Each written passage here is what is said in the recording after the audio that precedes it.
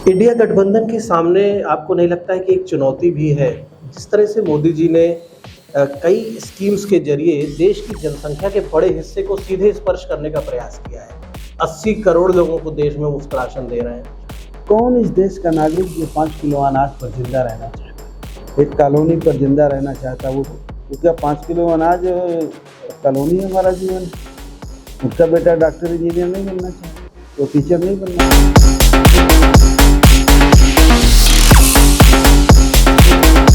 लेकिन बीजेपी और भी तो बातें कहती है। वो कहती है हमने बाबा साहब अम्बेडकर के से जुड़े सारे स्थलों का हमने उनको तीर्थ के रूप में विकसित किया।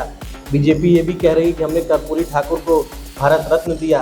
बीजेपी ये भी कह रही है कि हमने सबसे पहले पिछड़ा वर्ग आयोग बनाया, हमने मेडिकल में ओबीसी रिजर्वेशन दिया। तो वो तो नहीं जिन वर्गों पर आपका फोकस है। नहीं, आप ये गलत कह रहे हैं। ओबीसी का रिजर्वेशन खत्म किया गया।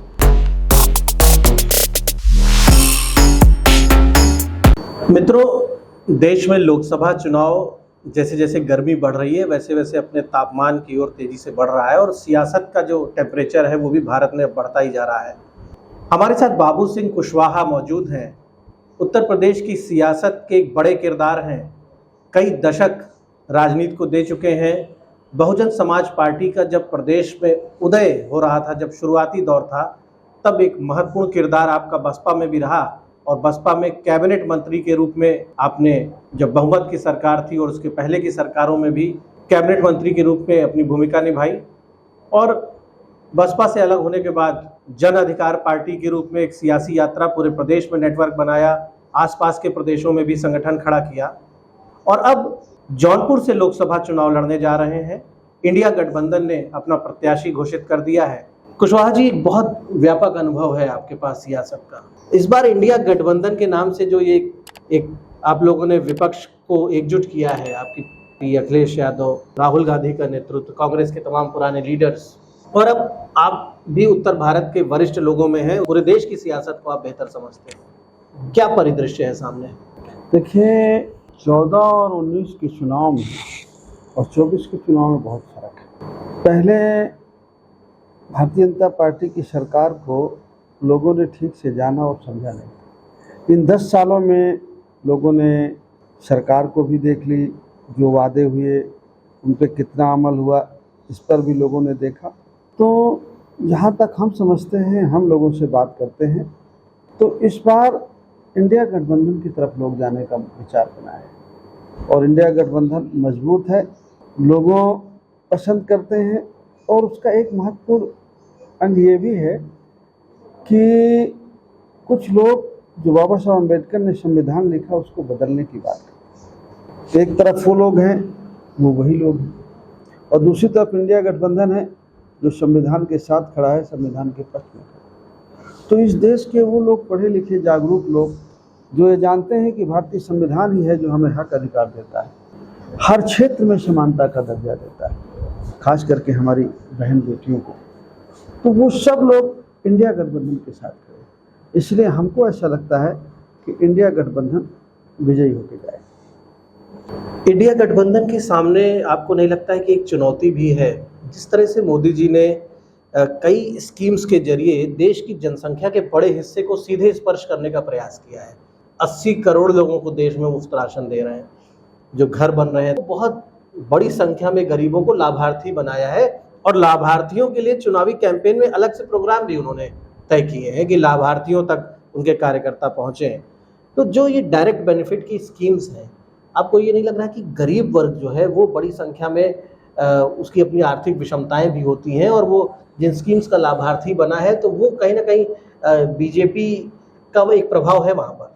देखिए, हम आपके सामने एक सवाल करेंगे हम भी कि आप एक चैनल में आज हैं। मुझे लगता है कि आपके मन में होगा हम इससे आगे बढ़ें, यहीं तक सीमित न रहें, हम इससे आगे बढ़ें, हमारे बच्चे इससे आगे बढ़ें।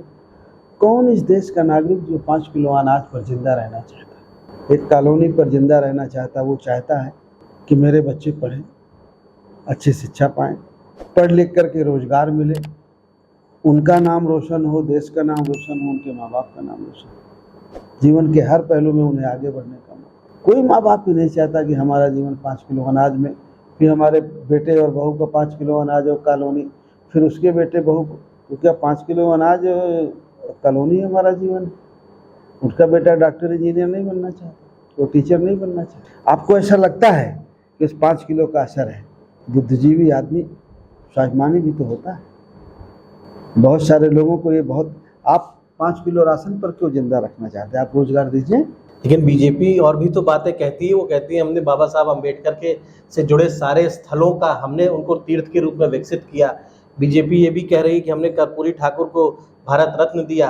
बीजेपी ये भी कह रही है कि हमने सबसे पहले पिछड़ा वर्ग आयोग बनाया, हमने मेडिकल में ओबीसी रिजर्वेशन दिया। तो वो तो नहीं, जिन वर्गों पर आपका फोकस है। नहीं, आप ये गलत कह रहे हैं। ओबीसी का रिजर्वेशन खत्म किया गया बड़े पैमाने पर। 3 साल तक ओबीसी के बच्चों को मेडिकल में लिया नहीं गया। ये बीजेपी का कहना है। ये हम बता रहे हैं आपको, कहने से क्या होता है। यहाँ पर जितने यूनिवर्सिटियों में भर्ती हुई, ये कह करके मना कर दिया गया, कैबिनेट में लिया गया कि एससी और एसटी और ओबीसी के बच्चे अच्छे है ही नहीं, पढ़े लिखे है ही नहीं, इसलिए उनके पद को ख़त्म करके जनरल से भर लिया जाए। ये तो सारे सबूत हैं। तो इस पर वे सब लोग जान रहे हैं, समझ रहे हैं, इस पर नहीं। लेकिन हम ये जानते हैं कि चुनाव का मुद्दा रोजगार पर है, बहुत बड़ा मुद्दा है, महंगाई पर है, शिक्षा पर है, किसानों की समस्याओं पर है। अब आप कहेंगे कि किसानों को हम 6,000 रुपया देते हैं। अब जरा किसानों की आमदनी देखिए 10 साल पहले कितनी थी।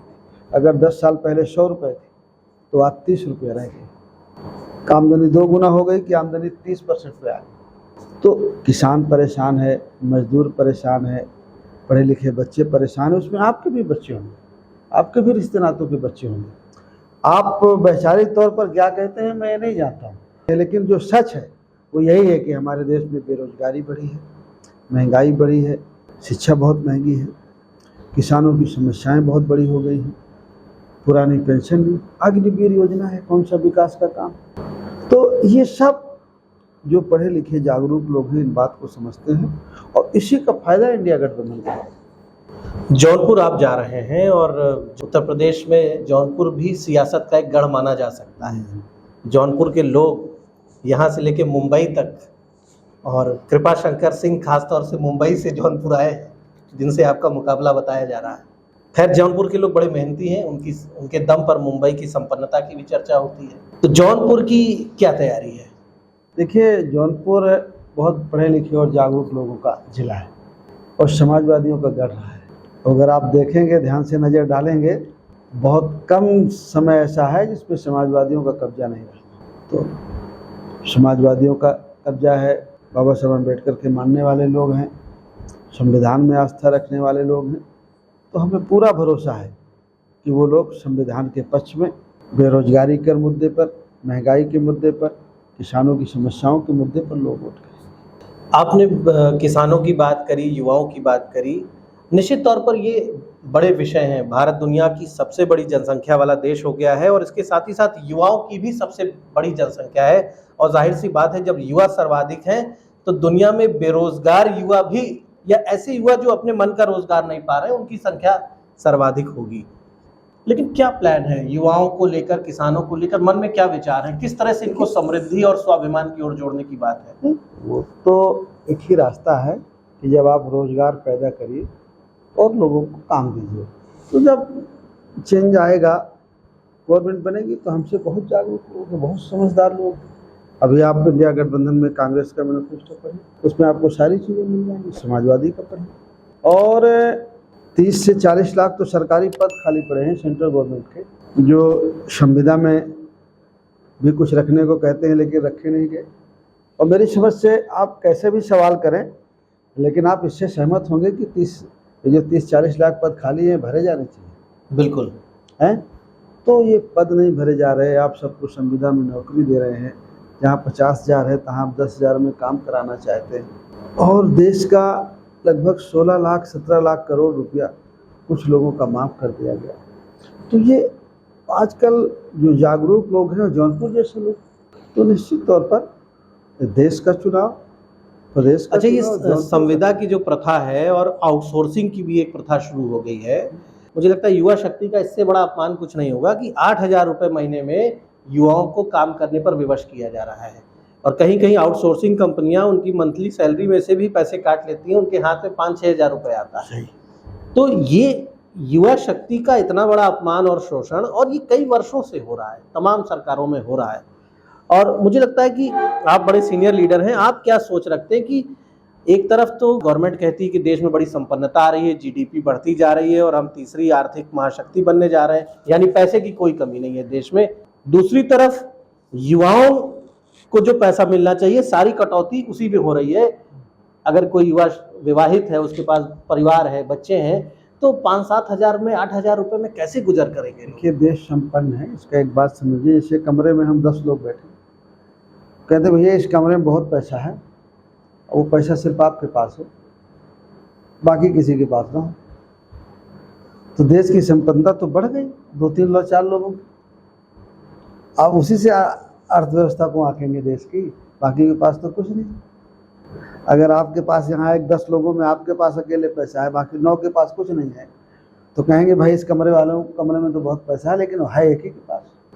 तो देश की हालत बहुत ख़राब है, देश बहुत कर्जे में गया है, और इन चीज़ों को समझ करके निश्चित तौर पर लोग इस बार इंडिया गठबंधन को मौका देने जा रहे हैं। आप शायद ना यहाँ कहें, लेकिन अगर कैमरे के बाद तो आप हाँ करेंगे मुझसे।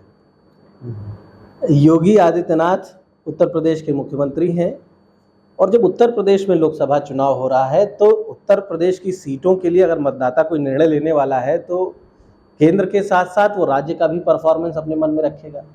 केंद्र के परफॉर्मेंस के बारे में तो आपने बताया कि किसान परेशान है, नौजवान परेशान है। स्टेट का परफॉर्मेंस क्या है, वो कितना मैटर करेगा? जब कोई बटन दबाने जाएगा ईवीएम का तो योगी और मोदी दोनों की चर्चाएं खूब हैं। हाँ। उत्तर प्रदेश सरकार का परफॉर्मेंस आप क्या देख पा रहे हैं? हम इतना कह सकते हैं आपको सारांश में कि इंडिया गठबंधन के साथ लोग जा रहे हैं। मेन मुद्दा तो संविधान का है।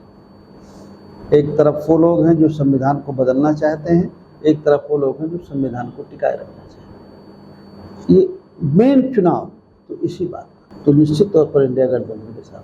कुशवाहा जी बड़े अनुभवी नेता हैं, और आप सवाल कुछ भी करिए लेकिन जवाब क्या देना है वो इन्हें पता है।